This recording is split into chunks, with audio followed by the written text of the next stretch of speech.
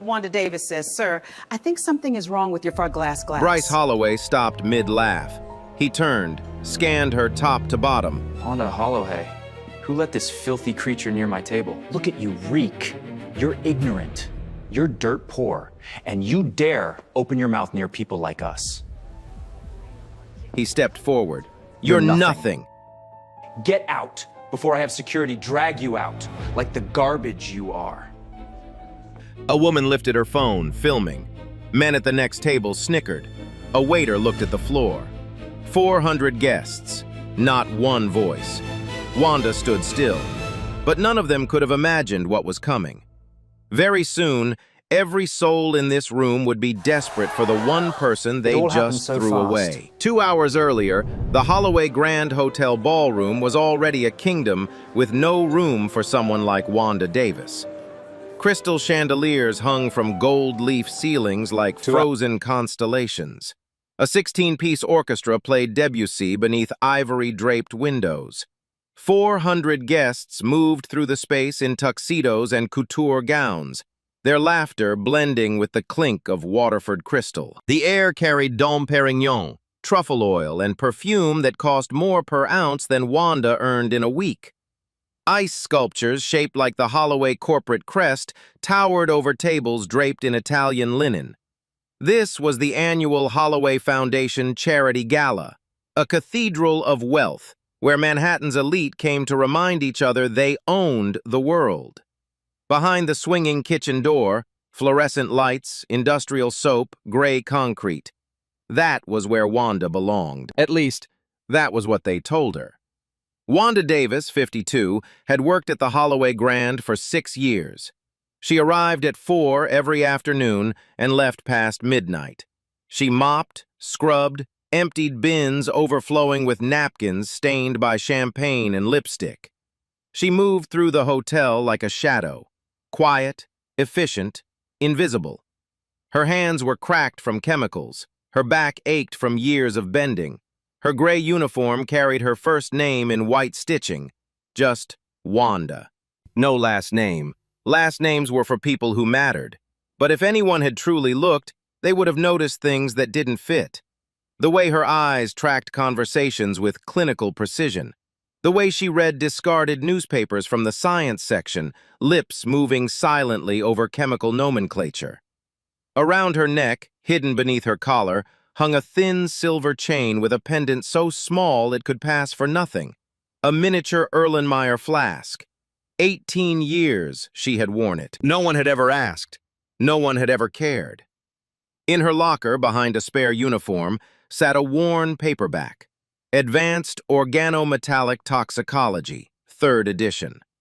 The spine cracked in dozens of places, margins filled with precise handwritten notes. A name was inscribed inside the front cover, but the locker stayed locked, and nobody ever looked. Tonight, Wanda had been assigned backstage, kitchen corridors, loading dock, staff bathrooms. Invisible. But a staffing shortage forced the floor manager to push her onto the ballroom floor. "Stay along the walls," he said. "No eye contact, don't speak unless spoken to, and don't go anywhere near the VIP tables." The VIP section, where Edmund Holloway sat. Edmund, 64, was the reason this empire existed. Son of a Pittsburgh steelworker, he had built Holloway Industries from a single plant into a global conglomerate. Unlike the inherited wealth surrounding him, Edmund's fortune came from calloused hands and 16-hour days. He still carried that gravity, quiet, watchful, the kind of man who nodded at waitstaff and remembered doormen by name. Earlier tonight, when Wanda passed his table, he looked up and nodded. She nodded back. A small human exchange that no one else noticed. His son was a different species. Bryce Holloway, 28, had never built anything. He inherited the name, the money, the arrogance. He ran the foundation not because he earned it, but because Edmund hoped responsibility might mature him. It hadn't. Bryce wore Brioni and Patek Philippe. He greeted senators by first name and dismissed waiters with 2 fingers. To Bryce, service staff were furniture. A black woman in a gray uniform was the lowest furniture of all. 2 seats from Edmund sat the evening's honored guest, Dr. Gregory Ashton, 59, silver-haired, decorated with honorary pins from 3 institutions. The program called him recipient of the Whitfield Prize in Toxicology for pioneering work in organometallic compound classification. He smiled for the cameras. He shook hands with senators. He basked in applause that belonged to someone else. When Wanda passed his chair to clear a bread plate, her hand trembled. Once, barely.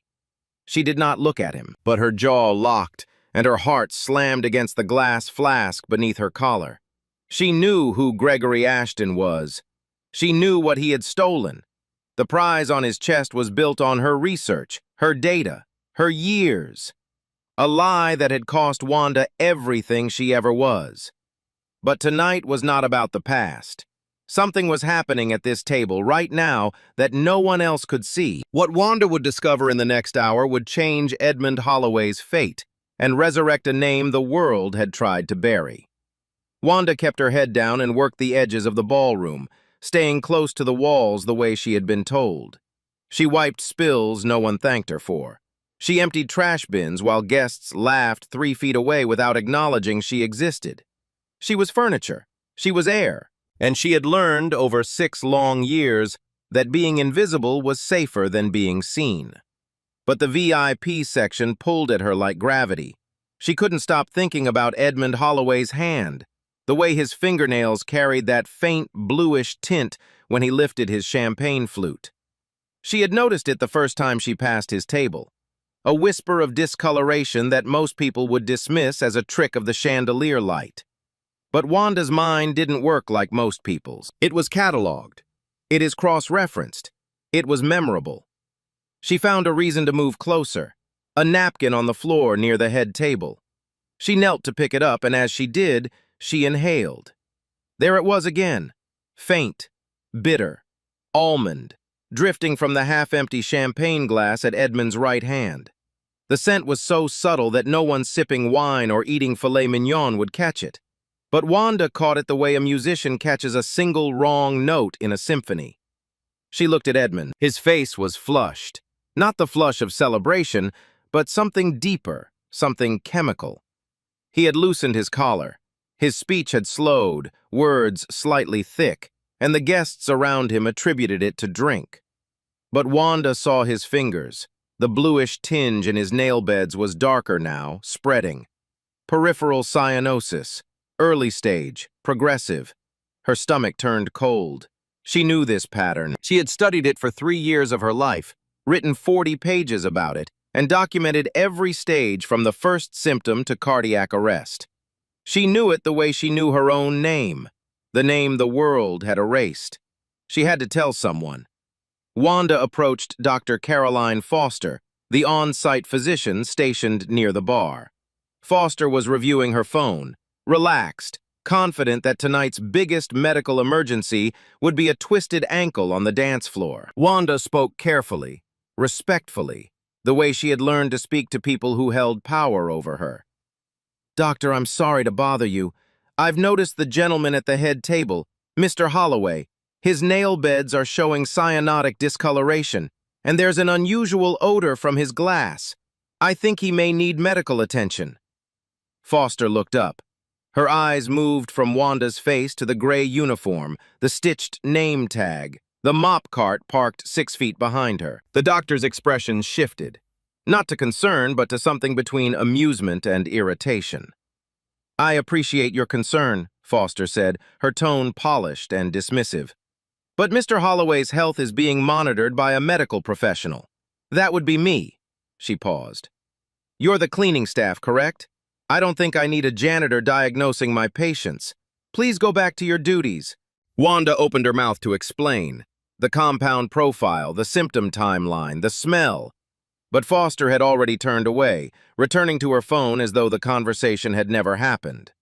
Wanda stood there for 3 seconds. 3 seconds of swallowing 18 years of silence. She turned back toward the ballroom and walked directly into Bryce Holloway. He had seen the exchange. He had seen the janitor speaking to the doctor near the VIP section, and his irritation from earlier had calcified into something uglier. "You again!" His voice was loud, intentionally loud, heads turned.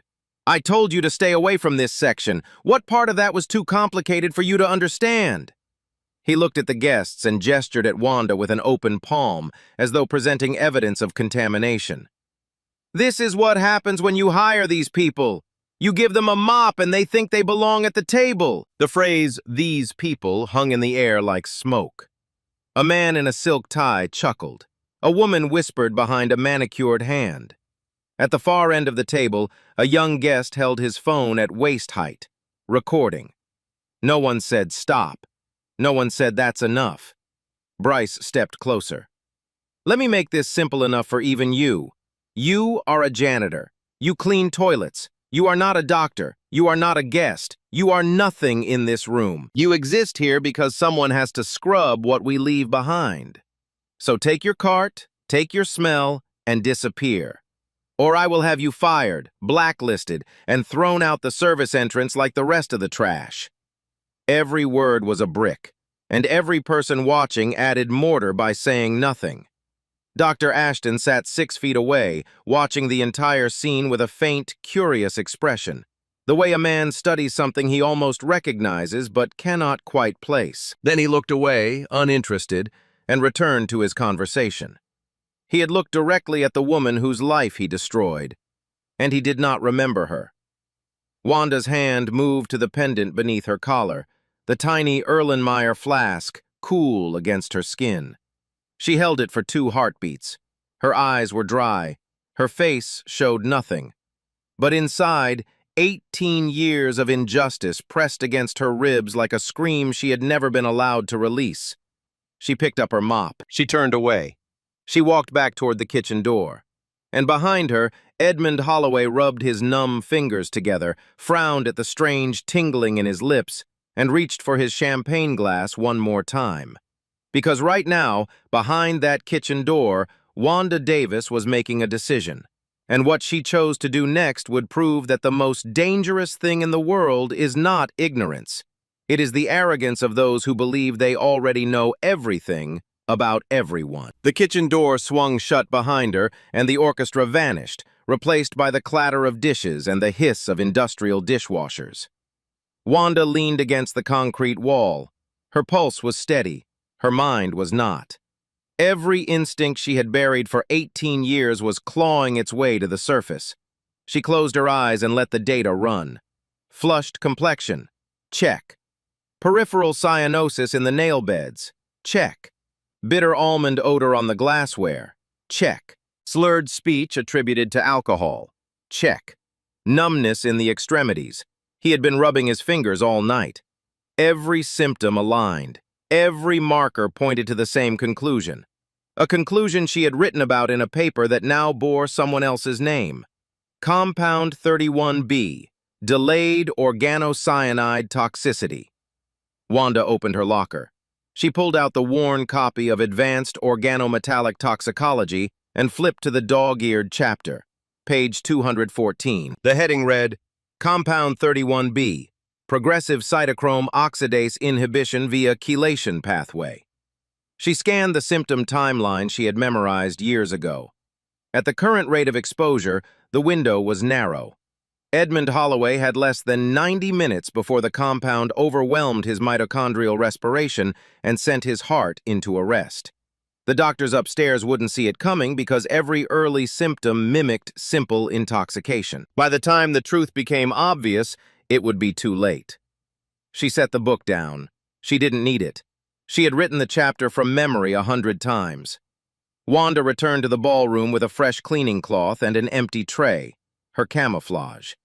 She moved toward the head table with the practiced invisibility of a woman who had spent 6 years learning how to exist without being noticed.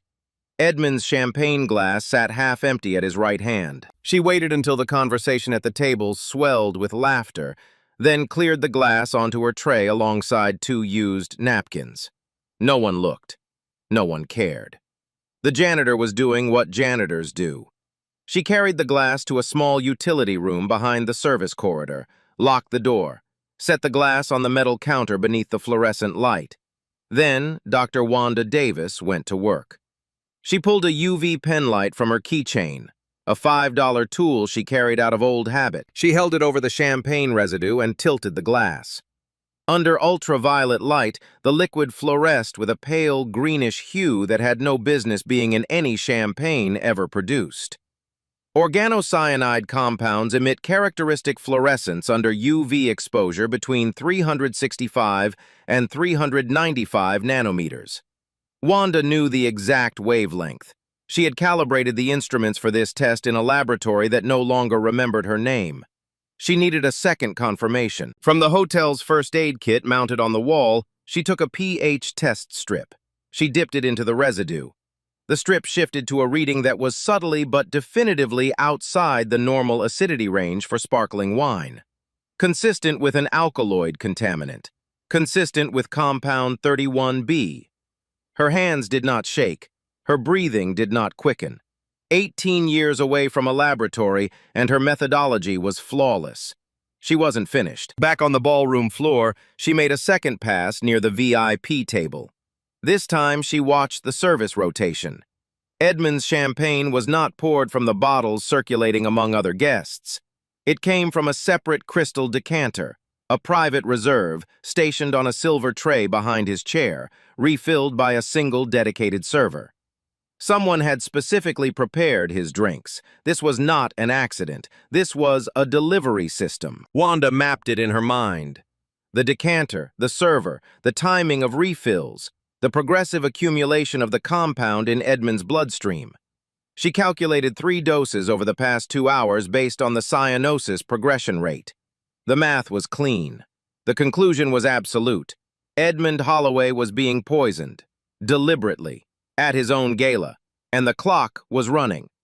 She was standing in the utility room, evidence spread on the counter when the door opened. Ray Brooks, head of hotel security, filled the door frame. He looked at the glass, the UV light, the pH strips, and the woman in the gray uniform standing in the middle of it all. "What the hell is going on in here?" Wanda met his eyes, and for the first time tonight she did not look away. "Mr. Holloway is dying, I can prove it. And if you don't help me in the next 60 minutes, no one in this building will be able to save him." Ray stared at the champagne glass on the counter, the UV pen light, the pH strip with its damning color. He was a security man, not a scientist, but he had spent 22 years reading people, liars, thieves, drunks, con artists, and the woman standing in front of him was none of those things. Her voice carried no hysteria. Her eyes held no doubt. She spoke the way people speak when they have carried a truth so long it has become part of their skeleton.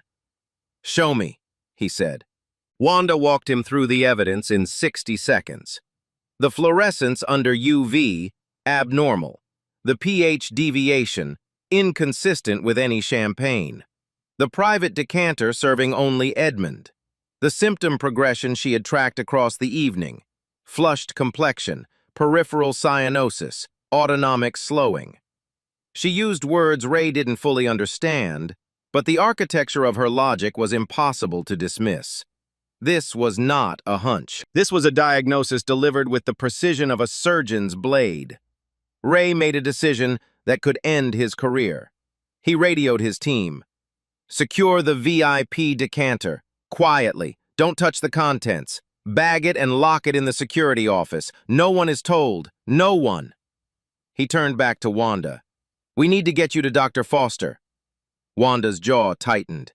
"She won't listen to me." "She'll listen to both of us." They found Foster near the bar, checking her phone between sips of sparkling water. Ray spoke first. Professional, direct. He explained that a member of his team had flagged a potential contamination issue with Mr. Holloway's beverages, and that the woman beside him had conducted preliminary tests suggesting a toxic compound. He chose his words carefully, framing Wanda as a resource rather than a janitor making claims. Foster looked at the pH strip. She examined the UV photographs Wanda had taken on a borrowed phone. Her skepticism cracked just slightly when Wanda described the fluorescence wavelength with a specificity that no untrained person could fabricate. "This is concerning," Foster admitted, "but organocyanide poisoning at a charity gala? That's an extraordinary accusation. I can't trigger a medical emergency based on a colorimetric test done in a utility closet. She looked at Wanda. I'll keep a closer eye on Mr. Holloway. That's the most I can do right now without more evidence. In 40 minutes, more evidence will be a body, Wanda said. Foster flinched, but she did not move. Wanda and Ray retreated to the service corridor. The clock in Wanda's head was louder now. She had presented logic, evidence, methodology, and it wasn't enough. It was never enough. Not 18 years ago when she tried to defend her research, not tonight when she tried to defend a man's life. The uniform was louder than the truth. It always had been. Then the ballroom doors burst open and Bryce Holloway came through like a storm. Someone had told him. A waiter, a staffer, a radio frequency he shouldn't have been monitoring. It didn't matter. He knew. And he was volcanic. You! He pointed at Wanda. You're still here? He turned to Ray. I gave you a direct order to remove this woman from the premises. Instead, I'm told she's running some kind of science experiment in my hotel's back rooms and telling people my father is being poisoned? His voice rose with each word. Guests near the corridor entrance turned to watch. This is insane. She's a cleaning woman. She empties garbage cans. And you're letting her play detective? Ray stood his ground. Mr. Holloway, there's evidence that warrants... Evidence? Bryce laughed. Sharp, cold, performative. Evidence from who? From her? He jabbed his finger toward Wanda. Look at her. She doesn't have a degree. She doesn't have a career. She has a mop and a name tag. That's it. That's all she is. And you want me to stop a $200 million fundraiser because the help thinks she can read a champagne glass better than 3 board-certified physicians in my ballroom? 2 guests had their phones raised now. A donor couple leaned in, entertained. A waiter froze mid-step, tray in hand, afraid to move. Bryce lowered his voice, but the venom only concentrated. I'm going to say this once. Get this woman out of my building. If she's still on the property in 5 minutes, I'm calling the police. And you, he looked at Ray, you can explain to your next employer why you took orders from a janitor instead of the man who signs your paychecks. Ray didn't move. Wanda didn't move. The silence between them stretched like a wire about to snap. Then a sound cut through the tension. A crash from the ballroom. Crystals shattering on marble. A woman screamed. Then another. Voices piled on top of each other in a wave of panic that rolled through the kitchen doors like thunder. Ray's radio exploded with noise. Security to the head table! Mr. Holloway is down! Mr. Holloway is on the floor! We need medical care now! Bryce's face went white. Every drop of arrogance drained from his expression in a single heartbeat. He turned and ran toward the ballroom without another word. Ray looked at Wanda. She was already moving. Through the kitchen, through the swinging doors, into the ballroom where 400 guests were on their feet, pressing toward the head table where Edmund Holloway lay crumpled on the marble floor. His champagne glass had shattered beside him.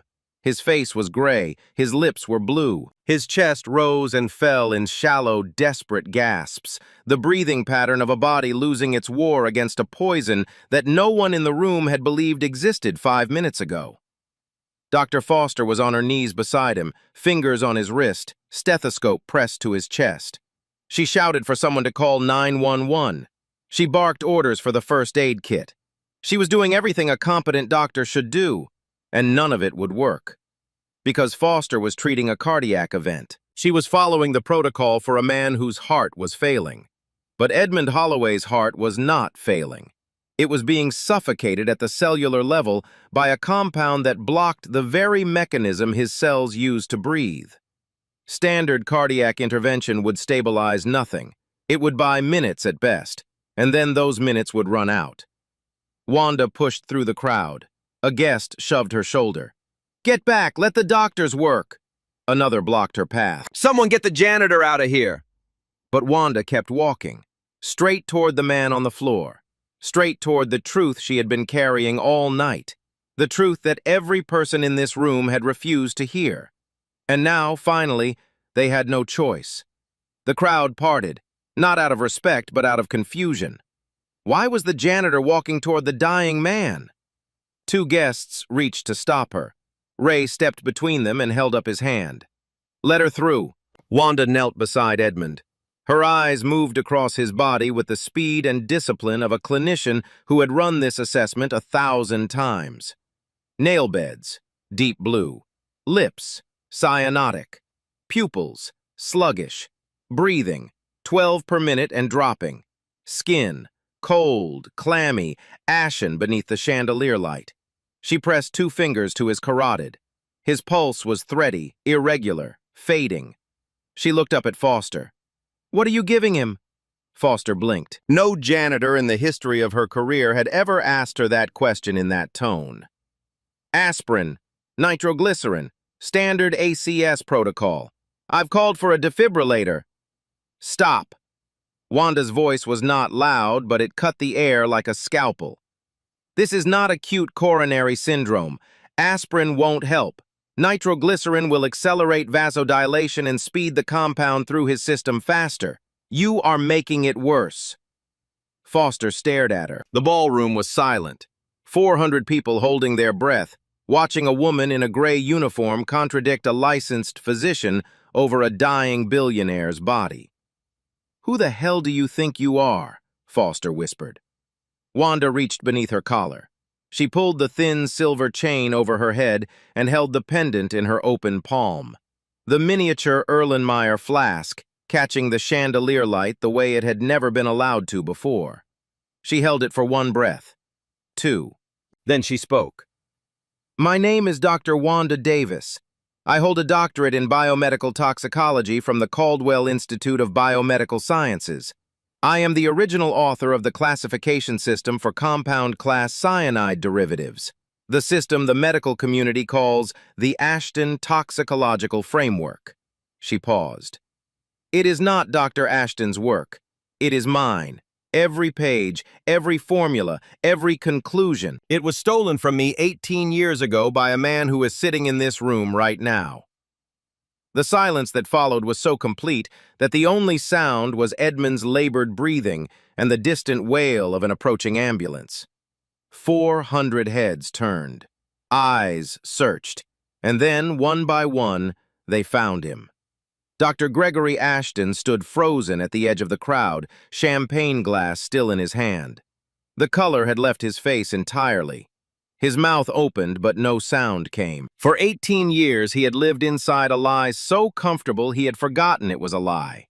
Now the lie was standing 10 feet away from him, kneeling over a dying man, wearing a janitor's uniform and speaking with an authority that made his Whitfield Prize feel like a toy. Ashton tried. This is absurd. That woman was removed from Caldwell for research misconduct. She fabricated data. She's delusional." Wanda did not raise her voice. She did not look at him. She kept her eyes on Edmund's fading pulse and spoke as though she were reading from the paper she had written with her own hands. "Compound 31B. Delayed organocyanide toxicity through progressive inhibition of cytochrome C oxidase via a chelation pathway. Published in the Journal of Toxicological Sciences, Volume 44, Issue 3, page 312. Methodology: in vivo murine model, dosage titration across 14-day exposure windows, spectrophotometric confirmation at 540 nanometers." She paused. "Shall I continue, Dr. Ashton? Because I can recite every sentence. I wrote them at a desk you later claimed as your own." Ashton said nothing. His glass trembled. His silence was louder than any confession. Bryce stood 5 feet away, mouth open, the word janitor still hanging somewhere in his throat but suddenly meaningless. Foster looked at Wanda, truly looked, for the first time all night. The terminology, the precision, the calm, absolute certainty of a woman who had been right from the beginning and had been punished for it by everyone in this room and beyond. "Dr. Davis," Foster's voice cracked on the name. "What do you need?" 3 words. Dr. Davis, spoken aloud in a room full of people who had only seen a mop and a uniform and dark skin and had decided that was enough to know everything about her. It was the first time in 18 years that anyone had called Wanda by the title she had earned with her mind, her years, and her brilliance. Her eyes glistened for half a second. Then she locked in. Hydroxycobalamin, intravenous, high dose, now, and clear this space. I need room and light.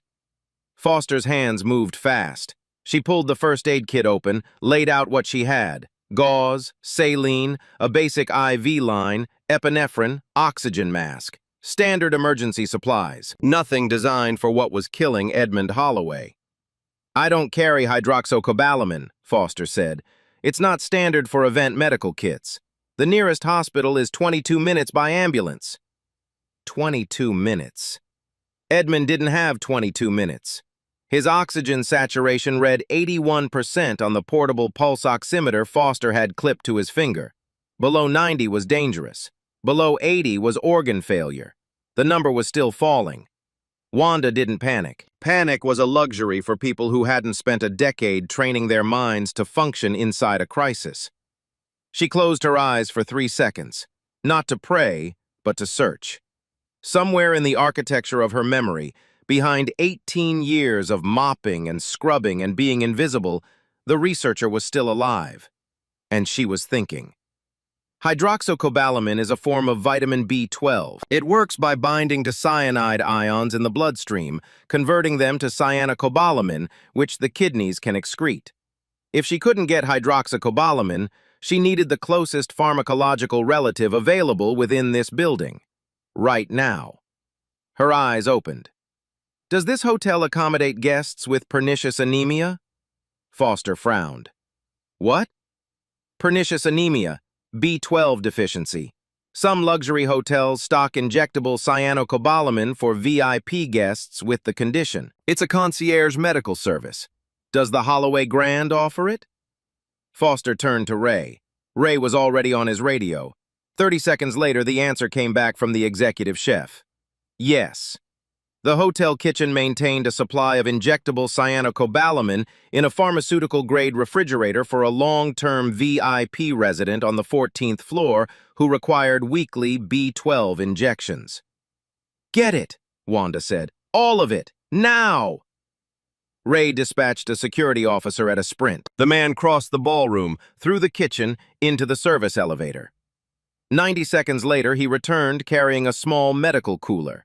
Inside, 4 vials of cyanocobalamin, 1,000 micrograms per milliliter, sealed and refrigerated.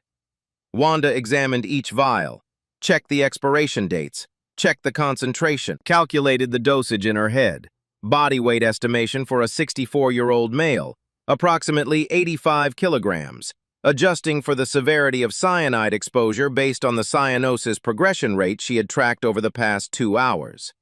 The math ran through her mind the way music runs through a concert pianist's fingers, automatic, precise, and beautiful in its certainty.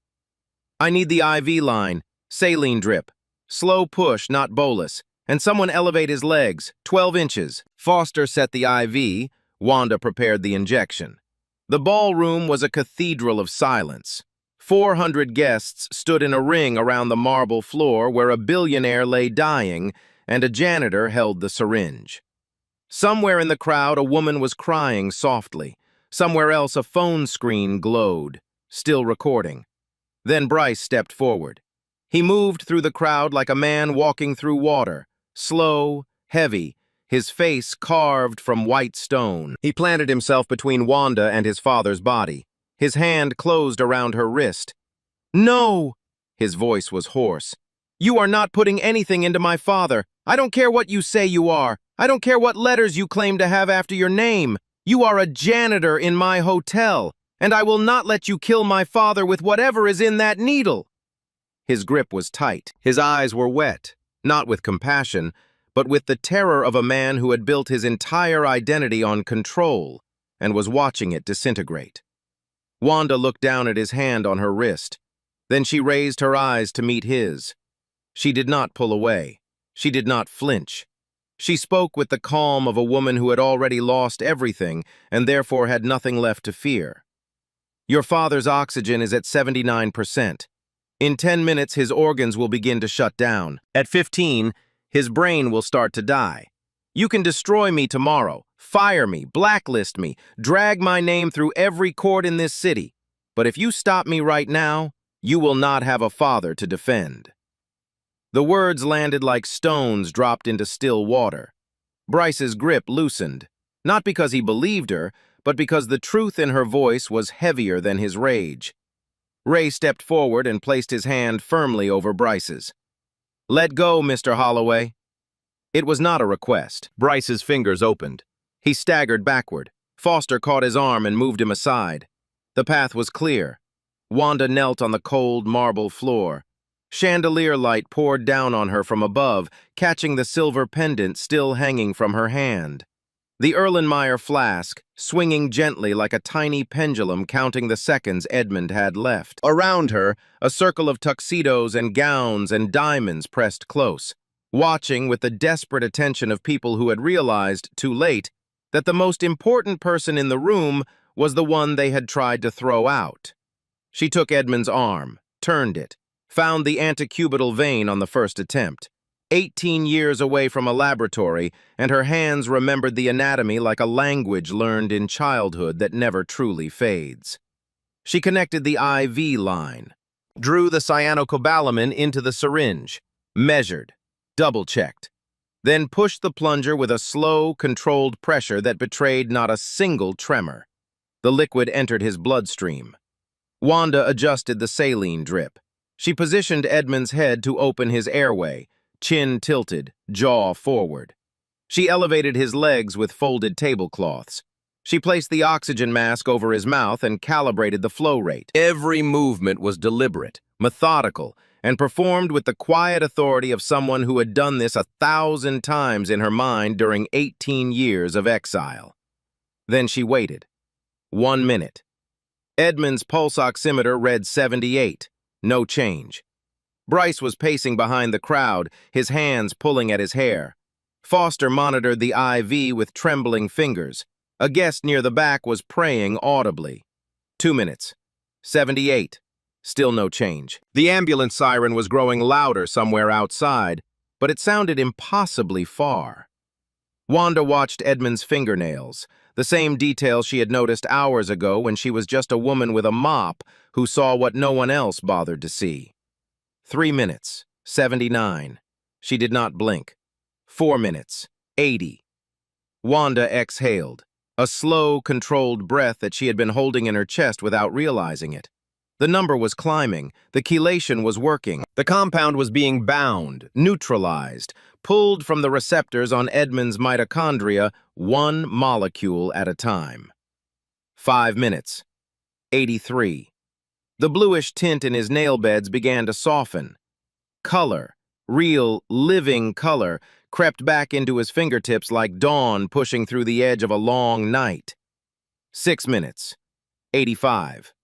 His breathing deepened. His chest rose and fell with rhythm instead of desperation. 7 minutes, 88. Foster pressed her stethoscope to his chest and looked up at Wanda with an expression that contained no skepticism, no condescension, no doubt, only awe. 8 minutes. Edmund Holloway's eyes opened. He blinked against the chandelier light. His gaze was unfocused, drifting, the gaze of a man swimming back to the surface of consciousness from a very deep and very dark place. His eyes moved across the faces above him, strangers, all of them, in their tuxedos and gowns. Then his gaze found the one face that was different. The woman was kneeling beside him in a gray uniform with a name tag that read only Wanda. The woman whose cracked hands held an IV line and whose dark eyes held 18 years of silence. "Who are you?" he whispered. Wanda looked down at him, at the man whose floors she had mopped for 6 years, at the life she had just pulled back from the edge of a death that no one else in this glittering room had the knowledge to prevent. She answered simply, without pride, without bitterness, without performance. "I'm the woman who cleaned your floors, and I'm the woman who just saved your life." The paramedics burst through the ballroom doors 30 seconds later. The lead EMT took over, reviewed the IV, checked vitals, examined the treatment log Wanda had dictated to Foster during the procedure. He looked up from his clipboard. Whoever administered this protocol knew exactly what they were doing. 5 more minutes without intervention, and we'd be performing a post-mortem, not a rescue. He looked around the circle of billionaires, surgeons, and socialites. Who did this? Foster pointed to the woman standing alone by her mop cart at the edge of the crowd, the silver pendant resting against the gray fabric of her uniform. The janitor, the one they had called trash, the one they had filmed, laughed at, shoved aside, the one whose name they never asked and whose voice they refused to hear. She had saved the most powerful man in the room, and she had done it with the very knowledge that the world had stolen from her and handed to someone else. The ambulance carried Edmund Holloway to Mount Sinai with sirens cutting through the Manhattan night. Wanda rode in the back, not because anyone invited her, but because the lead paramedic refused to let her leave. "You stabilized him. You're coming." Foster rode alongside, monitoring vitals she now understood only because the janitor had explained them. She did not speak for the entire ride. There was nothing she could say that wouldn't sound like an apology arriving 18 years too late. At the hospital, the toxicology team confirmed everything. Compound 31B, organocyanide poisoning, delivered through Edmund's private champagne decanter over 3 hours in carefully measured doses designed to mimic intoxication before triggering fatal cardiac arrest. The diagnosis matched, down to the molecular pathway, the classification system published under Gregory Ashton's name. Wanda's system. Wanda's work. Edmund was stabilized by midnight. His oxygen returned to 97%. His color returned. His mind cleared. The doctors told him he had been 4 minutes from irreversible brain damage when Dr. Davis pushed the first syringe. At 2 in the morning, Edmund asked to see her. Wanda sat beside his bed in the ICU, still wearing the gray uniform. The name tag still read Wanda, but the man in the hospital bed looked at her the way no one had in 18 years, as though she were real. "They told me everything," Edmund said, his voice rough.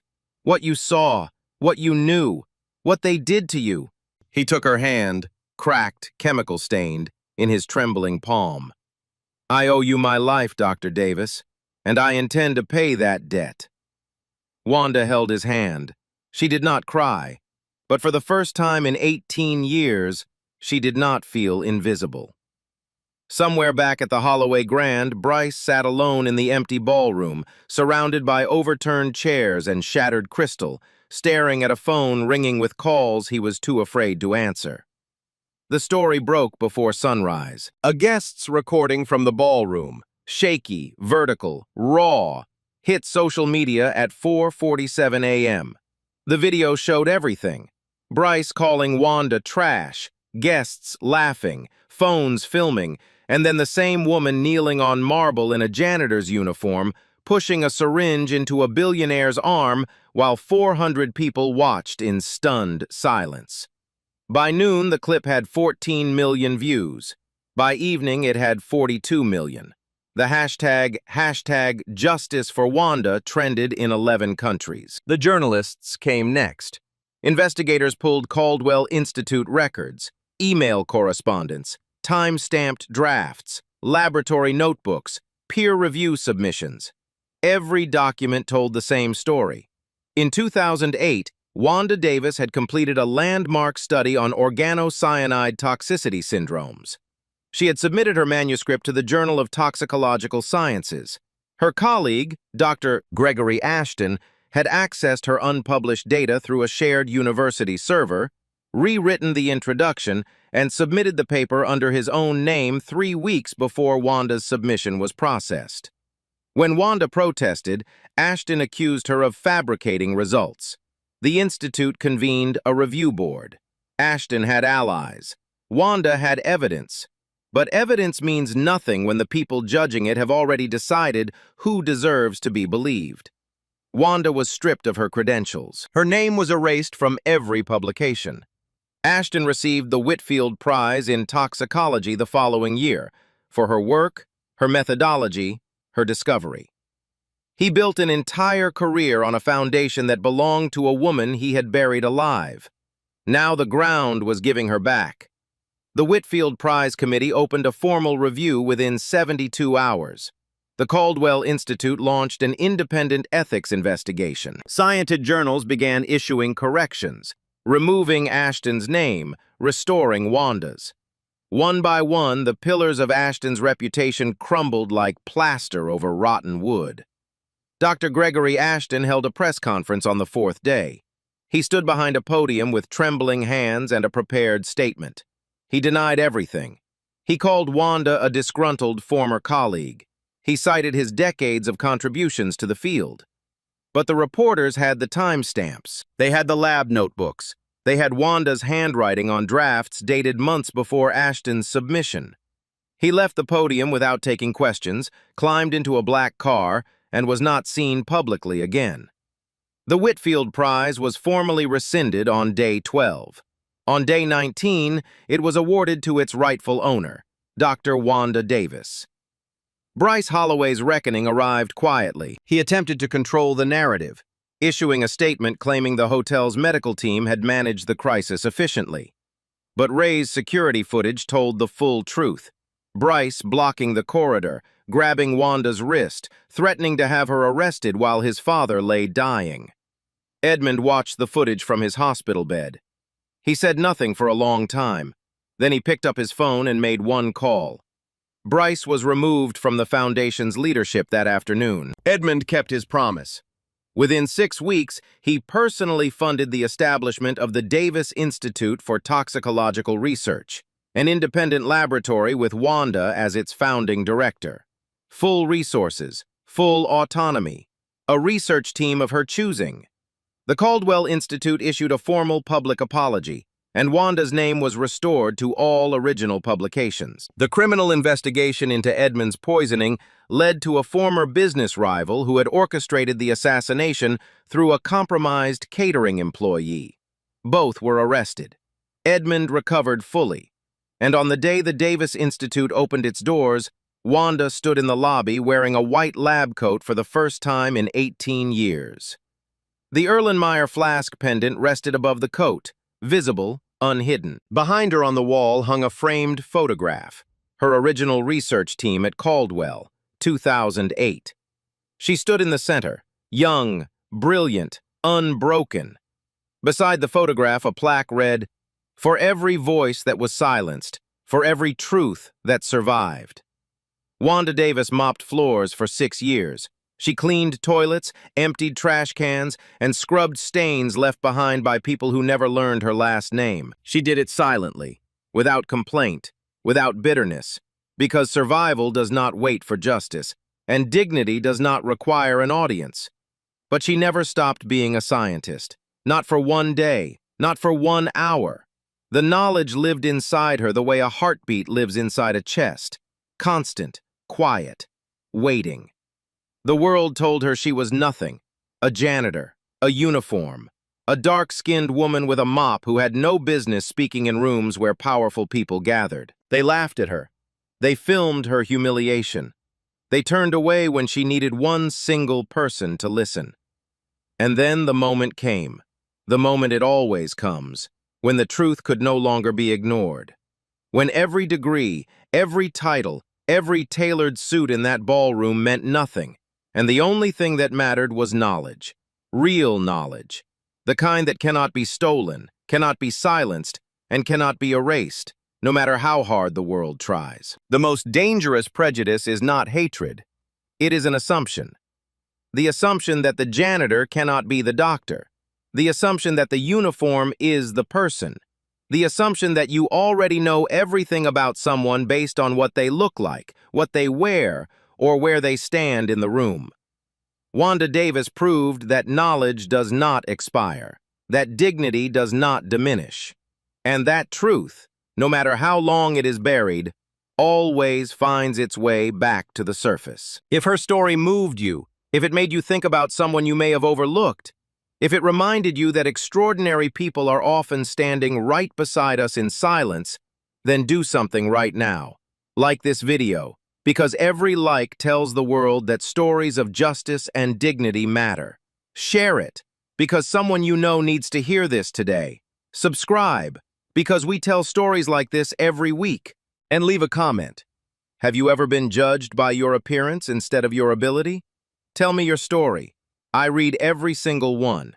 Remember, the next time you pass someone the world has decided doesn't matter, look again. You might be looking at a legend. Hashtag justice for Wanda. Hashtag hidden talent. Hashtag never judge. Hashtag don't judge a book by its cover.